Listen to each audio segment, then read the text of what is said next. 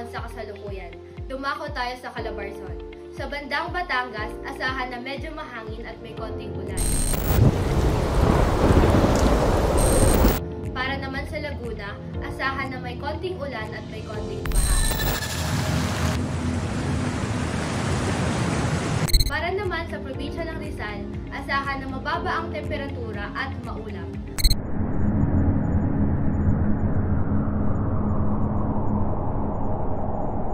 Para naman sa probinsya ng Quezon, asahan na magiging maaraw.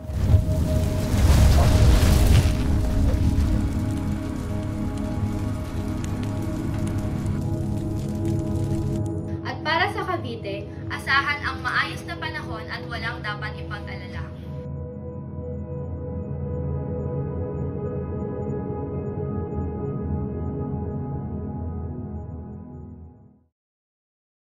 Dalawang taon na ang nakalipas na mangyari ang katapusan.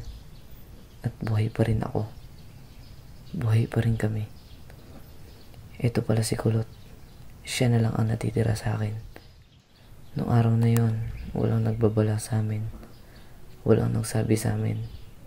Wala kaming magawa. Walang dumating na tulong. Tinanas lang namin.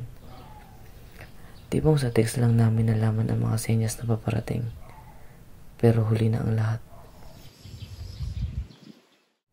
Kaunti na lang ang mga tumatabak sa mundong ito. Kaunti na lang din ang mga purong tubig at pagkain. Wala na din kuryente. Walang gobyerno. Walang batas. Wala kang kasama. Puro nakasirang bahagi na lang ng dating mundo. Pagkatapos ng unang taon, lahat ng mga pagawaan at pabrika ay nasira. Nasunog. Sumabog, gumuho, at dahil dyan ay naganda halo-halo ang mga kemikal. Nalason ang hangin. Pagkain to ah. Dumapo ito sa mga halaman, sa mga katawan ng tubig, sa ibang tao. Ay, napois na to.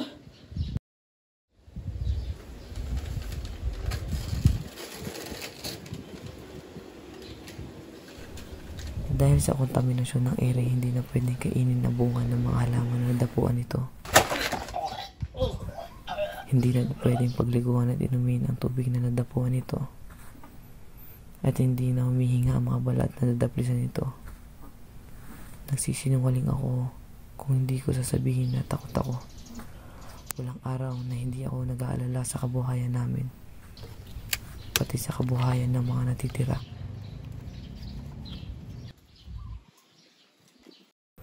Mga taong dating inaatupag ang kanilang sariling pangarap sa buhay. Ngayon ay kitang-kita sa kanilang mata ang pinagdaanan nila at kung hanggang saan sila pupunta upang mabuhay. Kasi sa totoo lang, yun ang pinaka-nakakatakot na dilubyo na nakita ko. Ang kakayahan ng tao na kumuha ng buhay ng iba para lang sa sarili nilang kapakanan. Pero bakit? Bakit sa lahat ng gulo at ingay ay mukhang nahanap ko na ang kapayapaan na matagal ko nang nais?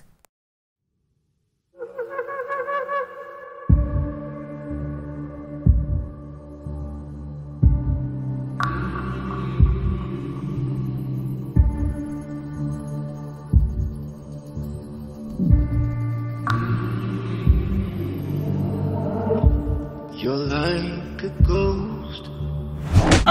Kailan mo babalik? Asik na wala pa ako. Tara dito. Saan ang pera? Saan? You're haunting me now.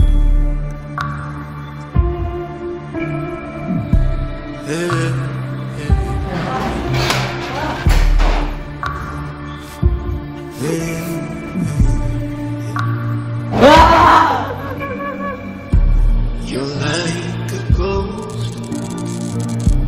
You're haunting me, just like a ghost. You're haunting me now.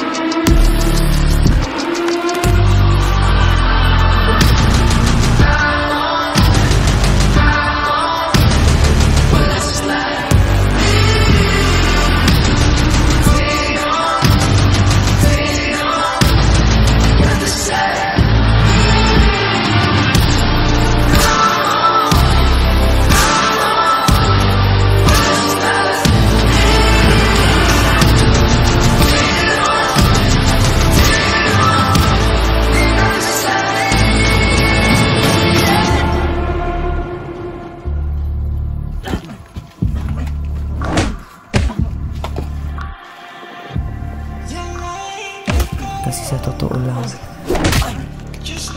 yun ang pinaka-nakakatakot na bilog na nakikita ko. Ang kakayahan ng tao na kumuha ng buhay ng iba para lang sa sarili nilang kapakanan.